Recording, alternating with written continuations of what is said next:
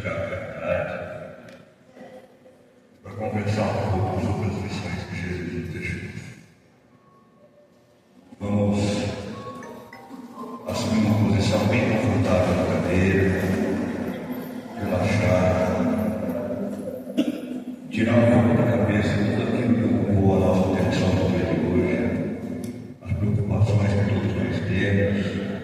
Vamos elevar nosso pensamento a Deus, agradecendo a misericórdia de Deus que permitiu que todos nós hoje completássemos mais um dia de vida na terra e chegássemos aqui para nos reunir. Pai de misericórdia e de bondade, agradecemos a sua misericórdia de nos permitir chegar aqui no dia de hoje. Agradecemos a ajuda dos bons espíritos e dos espíritos mentores, que desde o momento que atravessamos a porta de entrada da casa nos acolheram e estão cuidando de cada um de nós. O Senhor sabe o que cada um passa, qual é o sofrimento de cada um, o que cada um vem buscar, e o Senhor concede, por sua misericórdia, e de acordo com o merecimento e a necessidade de adiantamento de cada um.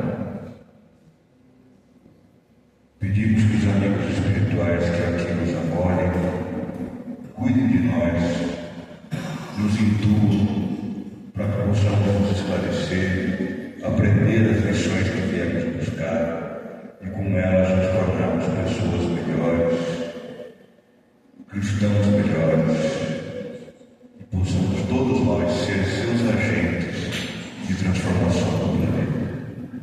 Que assim seja.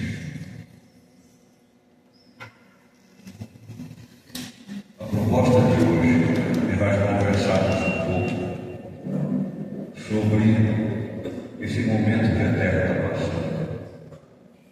Esse momento tão difícil que nós assistimos na televisão por motivo de discussão política, o assassinato de um rapaz de 30 anos nos Estados Unidos. E tão chocante, ou mais chocante do que isso, nós vimos a notícia de que outras pessoas comemoravam esse assassinato, celebravam esse assassinato. Tudo isso por motivo de discordância de ideias, por motivo de não aceitação de quem pensa diferente, por se achar correto, mais correto ou melhor do que o nosso semelhante. Será que foi isso que Jesus veio ensinar a nós aqui na Terra, 2000 anos atrás? A lição que Jesus nos deixou é de amor, é de bondade, é de prática da caridade, é de perdão, é de acolhimento. O trecho do Evangelho que eu separei para nós conversarmos hoje fala justamente isso. Não julgueis para não sermos julgados. É uma advertência muito séria que Jesus nos deixou e que parece que a humanidade esqueceu. E esse é um ponto que eu acho que vale a pena sempre mais lembrarmos. Ninguém é melhor do que ninguém. Aos olhos de Deus, todos nós somos igualmente valiosos, igualmente preciosos, igualmente insubstituíveis. Cada um de nós tem um valor único. Ninguém substitui ninguém é melhor do que ninguém. Deus ama a todos nós da mesma forma, com a mesma intensidade. E através dos amigos espirituais Ele celebra cada vitória nossa, cada conquista nossa. E Ele nos abraça, nos envolve em cada momento de fraqueza, em cada momento de dor, em cada momento de queda. Ele não desampara nenhum de nós, nenhum segundo das nossas vidas. Depois que a gente entra naquele mundo encantado do Zen, a gente precisa tirar o óculos para dentro, colocar o óculos para enxergar as pessoas. É uma beleza. Vamos em frente. Um trechinho do Evangelho de Mateus resume bem o espírito da palestra, da conversa. Não julgueis, a fim de não serem julgados, porquanto sereis julgados conforme houverdes julgado os outros. Empregar-se-á convosco a mesma medida de que vos tenhais servido para com os outros.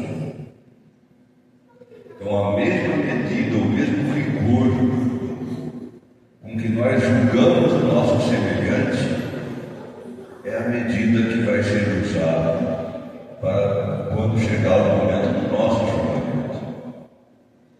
Essa, evidentemente, é uma figura de linguagem. O Espiritismo nos esclareceu que aquela figura de Deus sentado naquele trono imponente, com aquele livro grande, anotando o que cada um de nós faz, para depois nos julgar quando nós chegarmos à frente dele, é uma figura simbólica. Na verdade, o julgamento que se dá é da nossa própria consciência. Quando nós deixamos o mundo material e retornamos para a pátria espiritual, que é a vida verdadeira, a nossa consciência nos cobra. A nossa consciência é o dedo que aponta para nós e nos acusa das nossas faltas. É a figura das pessoas que nós prejudicamos, é o lamento, a lágrima, o gemido de dor daqueles que nós fizemos sofrer, que vem nos acusar na nossa consciência. Esse é o peso, por isso Jesus disse: a mesma medida que empregares para o outro é a que será usada para nos julgar. É esse sentido que ele quis dizer. Um trecho do Evangelho de João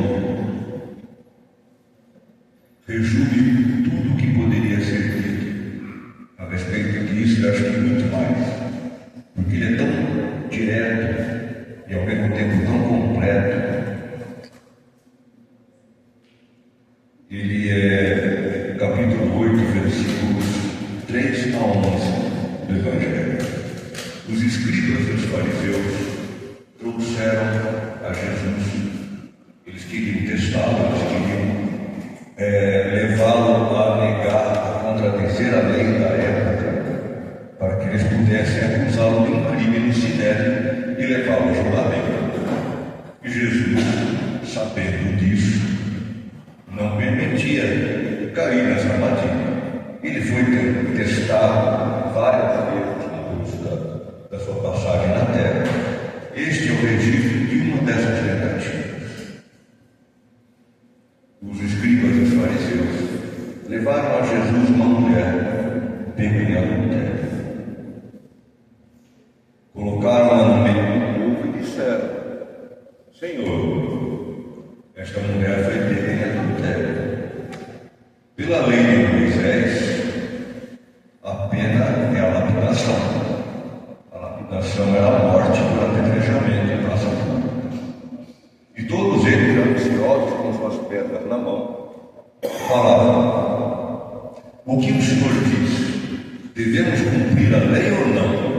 Porque Jesus ensinava que nós devemos nos amar uns aos outros como a nós mesmos.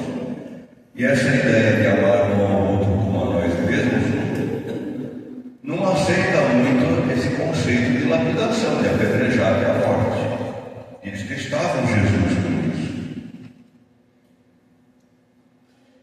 Jesus se abaixou e começou a escrever na terra, no chão, com o dedo dele. E eles continuaram insistindo. O que nós devemos fazer? Devemos cumprir a lei ou descumprir a lei? Jesus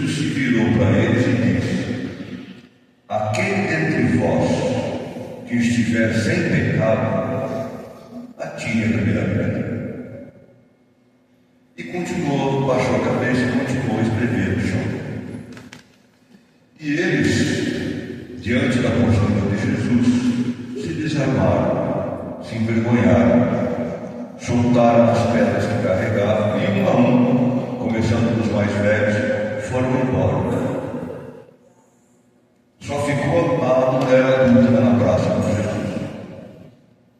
Aí Jesus virou para ela e disse: mulher, onde estão aqueles que te acusavam? Eles se foram, não te condenaram? Ela disse: não me condenaram. Jesus também disse a ela: eu também não os condeno. Vá e não peque. Jesus, com isso, nos ensinou que ninguém é mais perfeito que o outro. Todos nós temos defeitos, todos nós temos falhas, mas nós temos uma facilidade tão grande de ver o defeito e a falha do próximo.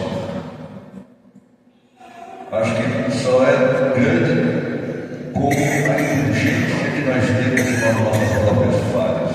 Nós sempre nos desculpamos. Eu fiz isso, mas é porque aconteceu tal coisa.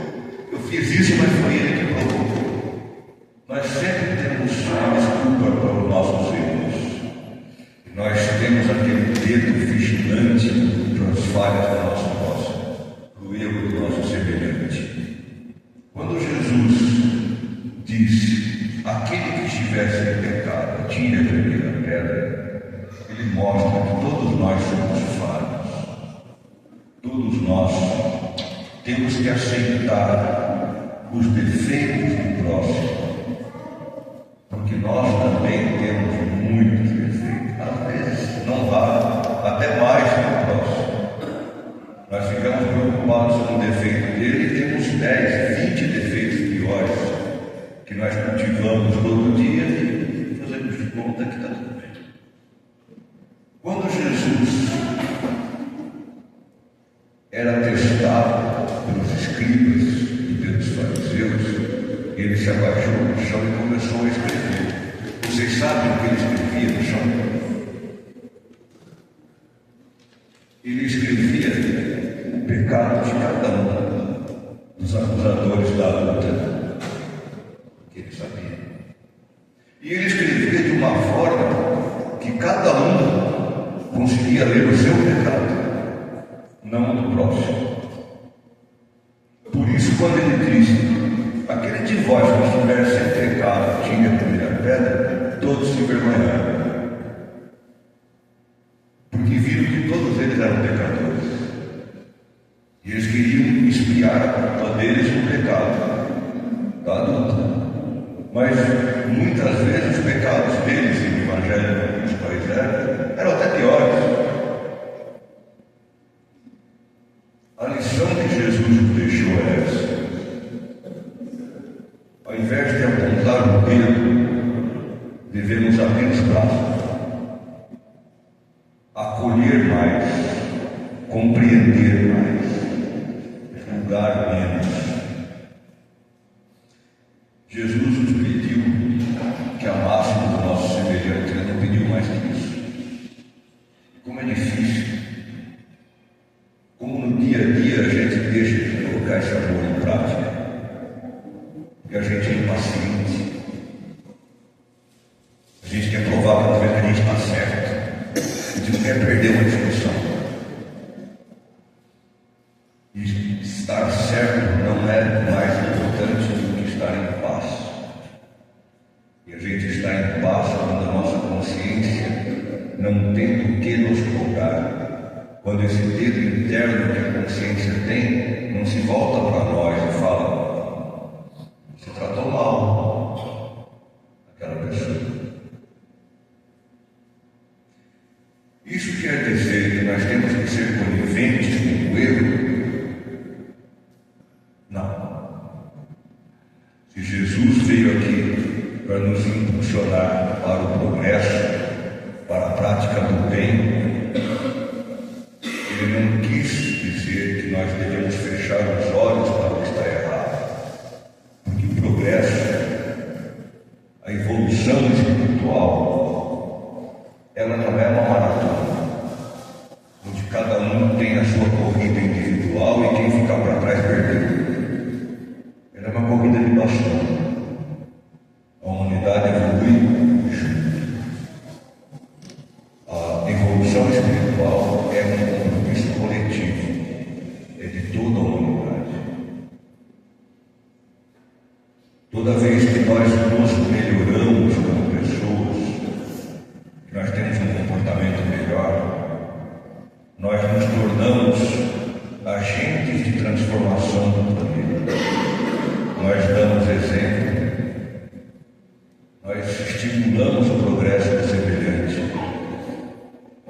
fazemos uma oração para quem está precisando de Deus. Nós não vamos amar aquele que nos faz o mal do mesmo jeito que nós amamos aquele que nos faz o bem. Isso daí não é natural.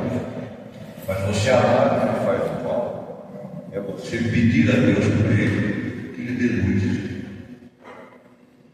Toque a sua consciência, toque o seu coração. Ninguém é absolutamente mal.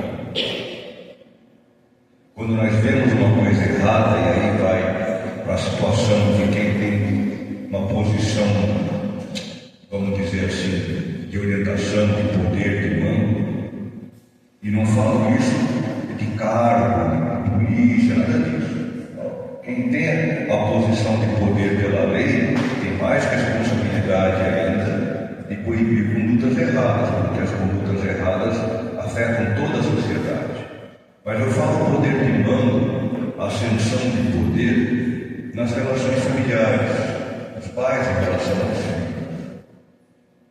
Os pais devem educar os filhos para a prática do bem e repreender os filhos quando eles praticam o mal. Então, não julgar o próximo não quer dizer que nós devemos aceitar o comportamento errado quando nos é possível corrigir. Mas desde que nós o façamos com amor, com gentileza, sem a ideia de humilhação, sem ofender, nós podemos corrigir um comportamento errado quando está no nosso alcance todo dia. Mas sem humilhar, sem maltratar, sem ofender. Essa é a diferença. O que falta hoje para as pessoas é esse olhar de ternura do semelhante e de conhecer dele um irmão, um igual. Todos nós somos iguais. Todos nós vamos chegar lá no futuro, em um estágio mais evoluído, juntos, de acordo com o esforço pessoal de cada um. Mas todos nós chegaremos juntos. Se todos nós estamos aqui hoje no mesmo planeta, significa que estamos todos no mesmo grau evolutivo. Alunos na mesma série da escola. Tem aqueles alunos que são mais esforçados, que fazem a lição de casa e que estão progredindo melhor e vão passar de ano. E tem aqueles alunos que já estão mais aqui para fazer bagunça, que não querem levar a coisa séria. Esses, infelizmente, por livre-arbítrio, vão repetir de ano. Mas quer dizer que estamos todos no mesmo nível. Vamos pedir a Deus que toque o coração de toda a humanidade, para que nós tenhamos menos dedos apontados e mais braços abertos. Porque, com a mesma medida que nós julgarmos nosso semelhante, nós também seremos julgados. E cada um de nós sabe o tamanho das nossas falhas e o que cada um de nós ainda tem para melhorar. Todos nós estamos em processo de evolução. Ninguém aqui está perfeito, está completo, está acabado. Essa consciência de que todos nós estamos aqui para melhorar, para evoluir, para aprender, que faz a diferença.